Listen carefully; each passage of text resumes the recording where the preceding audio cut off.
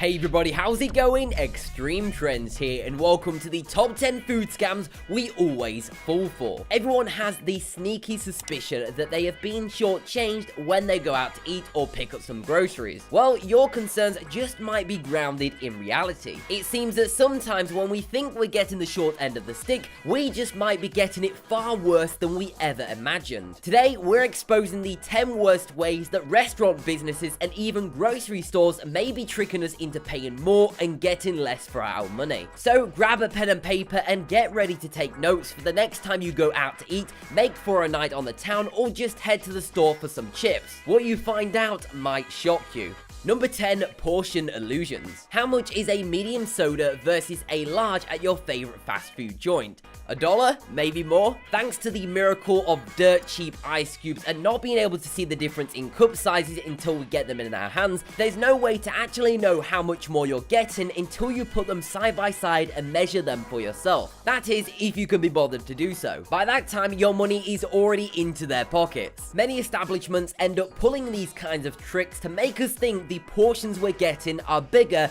than they actually are. Back in 2014, somebody exposed McDonald's using this exact same trick, and none of us should really be surprised if someone else exposes other fast food joints in the future. But hey, at least they're actually giving us real food.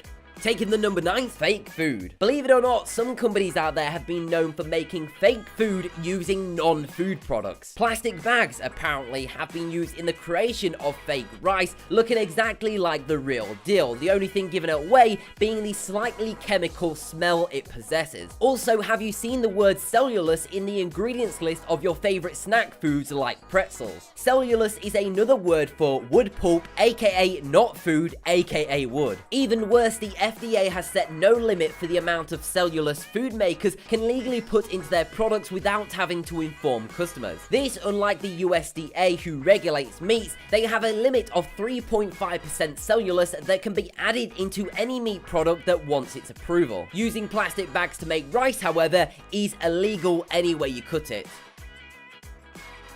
Number 8, reduced portions. If you're a fan of fast food or just like watching Conan O'Brien, you might remember an incident a few years back when actor BJ Novak went on the show to complain about how the famous Cadbury's cream egg had shrunk in size between 2005 and 2007. Sure enough, the eggs were a couple of grams smaller. For BJ, it was a personal quest to get a gripe out on national television. For us, it's a prime example of something happening to foods all over the world. Over the long run, companies have lowered the sizes of their products years after years without any form of notification or, more importantly, a lowering of price. So over time, you're paying for the same amount for something that will end up being significantly smaller in size. This problem is also made worse with the addition of different sizes of food being introduced for no particular reason. Has the Reese's cup met the same fate as the Cadbury's cream egg, or are we just having problems telling the difference between the several different sizes of Reese's cups now on the market? The answer seems to be both, as their sizes have gone down in recent years. But at least you can drown your sorrows in a Reese's Big Cup for $1 more than a normal 2-pack.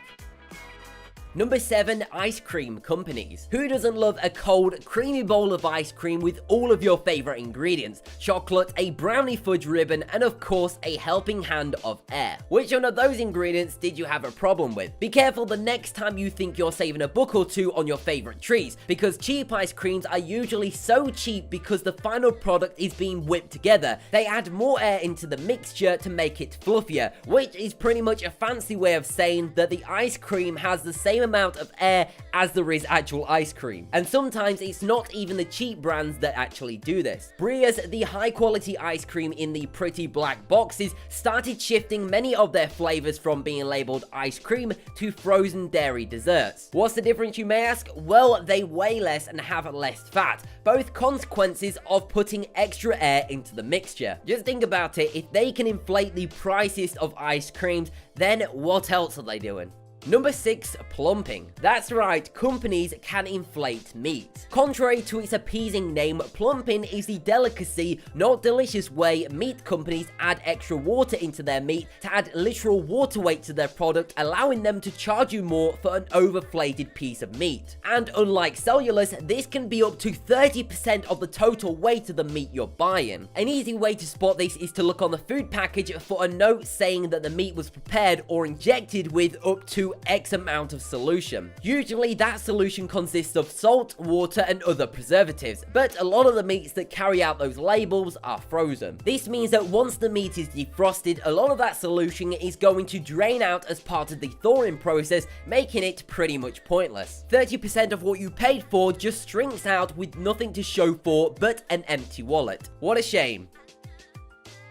Number 5. Misleading visuals. Hand modeling is a legitimate profession these days. Why is that relevant? Because in this age of relentless advertising, fast food companies need to figure out the best way possible to make their food look good. Now, a lot of companies will just use Photoshop on their food or just take a picture of a sandwich that couldn't possibly come out of one of their kitchens. But some of the companies have even gone a step further in their TV advertising by getting people with the smallest hands possible to hold their food, making it look larger by comparison. Burger King got a commercial banned by the Advertising Standards Authority back in 2010 for deliberately misleading customers on the size of their chicken sandwich by using this exact trick. Getting your commercial banned by a country for being racy is one thing, but when you get banned by the people who make deceptive commercials for a living because your commercial was too deceptive, you know you've reached peak sleaze. At times, other companies have been known to simply misrepresent the size of a particular product as a trade name rather than an actual measurement. One example of this is Subway's foot-long sandwich. The foot-long wasn't actually a foot long, which got them smacked with a class action lawsuit in 2010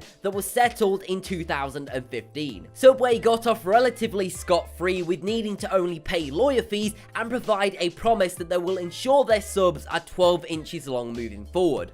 Number 4. Overpricing. This sounds kind of obvious, right? But all like shady marketing practices, it's a bit more complicated than it seems. Turns out there's a psychological phenomenon known as anchoring, and it's used in a lot of sit-down restaurants to trick you into thinking you're getting a good deal on your meal. You see, by putting the most expensive item on the menu in center focus, the other items around them seem much cheaper by comparison, almost like the others are a great deal. But in reality, they're quite likely to be just as overpriced themselves. You think that $15 appetizer that caught your eye looks like a deal until you discover that it only takes the restaurant around $2 worth of ingredients to make. As a result, you're paying over 700% markup that you had no idea even existed. You just knew that it was cheaper than the most expensive thing on the menu. Number 3. Free peanuts. Ever wondered why bars and places that serve alcohol will often supply you with an endless supply of pretzels, peanuts, and the occasional tortilla chip? That's because it makes you thirsty. When places with a liquor license need to make some money, those salty little snacks are the first line of attack to keep your throat dry and your lips parched, so you'll always be ready for that refill on your beverage. But I guess compared to the other cheap moves on this list, this one isn't that bad since you end up getting some free peanuts out of it. Hey, at least they're not made from plastic or cardboard.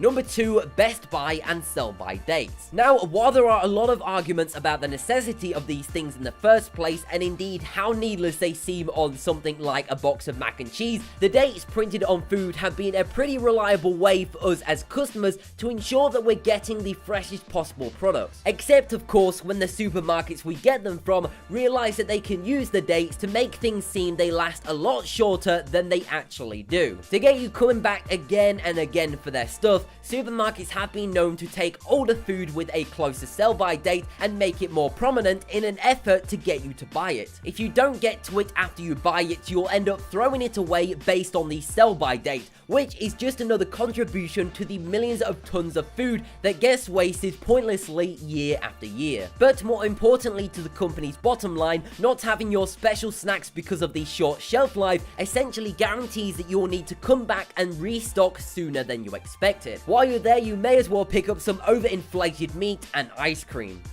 Number 1, bar drinks. Guaranteed a few people will complain that getting unlimited snacks while waiting for your drink is a little shady when you consider the fact it makes you thirsty. But what will really make you stand and revolt is the fact that some less scrupulous bar owners will use thicker glasses and the devious use of extra ice trick to make your glass seem fuller than it actually is. The extra space the ice takes up in addition to the thick glass tumblers both make for a glass that holds less liquor for the same price. You can air whip our ice cream, you can overinflate our meat, but when you start screaming with our booze, that's when we get angry, and that's why it is on the number 1 spot on our list. Just remember, don't ask for ice and bring your own glass next time. So that has been the top 10 food scams we always fall for. If you did enjoy the video or found it interesting, then why not go check out one of our other videos by clicking a video on screen now. Before you do that though, make sure to subscribe to the channel and turn on notifications so you do not miss a single upload. But anyway, thank you very much for watching, and I'll speak to you in the next video. We're getting it far worse than we ever imagined. Today, we're exposing the 10 worst ways that restaurant businesses and even grocery stores may be tricking us into paying more and getting less for our money. So grab a pen and paper and get ready to take notes for the next time you go out to eat, make for a night on the town, or just head to the store for some chips. What you find out? Hey everybody, how's it going? Extreme Trends here, and welcome to the top 10 food scams we always fall for. Everyone has the sneaky suspicion that they have been shortchanged when they go out to eat or pick up some groceries. Well, your concerns just might be grounded in reality. It seems that sometimes when we think we're getting the short end of the stick, we just might measure them for yourself. That is, if you can be bothered to do so. By that time, your money is already into their pockets. Many establishments end up pulling these kinds of tricks to make us think the portions we're getting are bigger than they actually are. Back in 2014, somebody exposed McDonald's using this exact same trick, and none of us should really be surprised if someone else exposes other fast food joints in the future. But hey, at least they're actually giving us real food. Taking the number 9, fake food. Believe it or not, some companies out there have been known for making fake food using non-food products. Plastic bags apparently have been used in the creation of fake rice, looking exactly like the real deal. The only thing giving it away being this might shock you. Number 10, portion illusions. How much is a medium soda versus a large at your favorite fast food joint? $1? Maybe more? Thanks to the miracle of dirt cheap ice cubes and not being able to see the difference in cup sizes until we get them in our hands, there's no way to actually know how much more you're getting until you put them side by side and